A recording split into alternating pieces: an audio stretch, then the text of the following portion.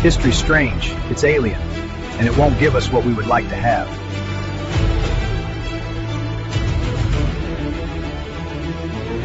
Before anyone talked about ideas, there was the cold. January 1776 felt gray and hungry. The war had already begun, but no one yet knew what kind of war it would become or where it would end. Soldiers shivered. Congress argued. Families waited. What changed everything was not a battle or a speech. It was a pamphlet, thin paper, cheap ink, sold for a few coins. And behind it was not only patriotism, but ego, money, pride, and a pair of mittens that never arrived. When the king declared the colonies in open rebellion, the argument hardened overnight. That word, rebellion, changed the atmosphere. It made compromise feel naive and delay feel dangerous. Most Americans were not ready for independence. Not yet. They still hoped Parliament would relent. They still believed reconciliation might be possible. The colonies were not charging forward. They were standing still, staring down a cliff, arguing about whether the fall would kill them. What they lacked was permission to jump. If that permission came from anywhere, it came from Philadelphia. The city was not just streets and buildings. It was sound, presses clattering, arguments spilling out of taverns, pamphlets folded into coat pockets. 23 printing shops competed for attention. Printers did not merely copy ideas. They decided which ones multiplied and which disappeared. They were not just craftsmen. They were amplifiers. Philadelphia was where hesitation went to be sharpened. Robert Bell understood attention instinctively. He was a Scottish immigrant who sold books the way others sold theater. Auctions were loud, beer flowed, jokes and heckling filled the room. He called himself the professor of book auctioneering, and no one laughed because he sold everything he touched. Bell did not care whether an idea was polite or dangerous. He cared whether it stirred people enough to open their wallets. He understood something timeless. Attention was the real currency. Thomas Paine understood urgency. He was new to America, poor, angry, in a disciplined way. He did not want reform. He wanted separation. He believed monarchy was not only flawed but absurd. He thought waiting was more dangerous than rebellion. But Paine had a problem. Words meant nothing if no one heard them. He needed a printer reckless enough to risk everything. Bell needed content hot enough to sell itself. They shook hands. Bell agreed to print 1,000 copies. Profits would be split evenly. Paine would cover losses if the pamphlet failed. Paine pledged his share to buy wool mittens for soldiers freezing in Quebec. It sounded noble. It sounded fair. It sounded like two men who believed success would solve every future disagreement. It did not. On January 9th, the pamphlet appeared. It sold for 2 shillings. It made no apologies. Paine did not ask politely for independence. He insisted on it.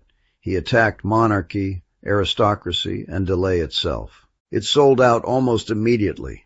Bell advertised another edition within days. People read it aloud, argued over it, carried it from room to room like contraband. Hesitation began to feel like cowardice. Paine returned for his share. He wanted the mittens. Bell said there was nothing left. Printing costs had consumed everything. There were no profits. There would be no gloves. Later, Bell said something revealing. He said he had no business with it. That sentence was not about money. It was about control. Bell believed that once an idea was printed, it belonged to the press, not the author. Idealism had met the market. The market did not blink. Paine did not argue. He moved. He went across town to the Bradford Brothers. They printed the official edition, 1 shilling, half the price. With editions Bell did not possess. Bell ignored the stop order and continued printing his own edition. Independence now existed in competing versions, authorized and unauthorized, cheap and cheaper. It became the first price war of the American Revolution. The feud turned public. Bell insulted Paine in the newspapers. Paine denounced Bell in print. Bell stole Paine's new material and padded his pamphlet with filler essays so he could continue selling it as complete. There were no courts to appeal to, no copyright laws to invoke, only reputation and volume. This was what a free press looked like before anyone pretended it was gentle.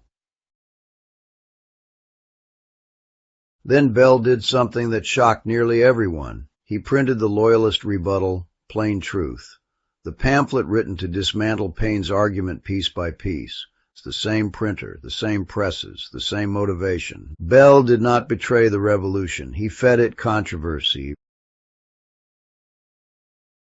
When critics accused him of treachery, Bell defended himself with an old argument.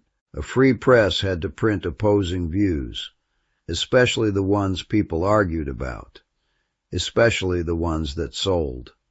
Bell did not defend loyalty or rebellion. He defended circulation. There were no copyright laws. Paine lost money, but the pamphlet spread faster than it ever could have under control. It was reprinted, pirated, bundled overseas with its enemies. In London, readers encountered both sides bound together. The argument moved because no one owned it anymore. Control faded, influence multiplied. The numbers grew in the retelling. 150,000 copies sounded better than the truth, but it had been enough. Bell died selling books on the road. Paine died unpopular and nearly alone. Neither man received the ending he had imagined. American independence had not been born from purity. It emerged from collision, from an idealist who demanded change and a businessman who demanded reach, from piracy, pettiness, ambition, and accident. Once released, common sense stopped belonging to Thomas Paine. It belonged to the moment, and the moment had been ready. Check out more stories from history at davedoeshistory.org.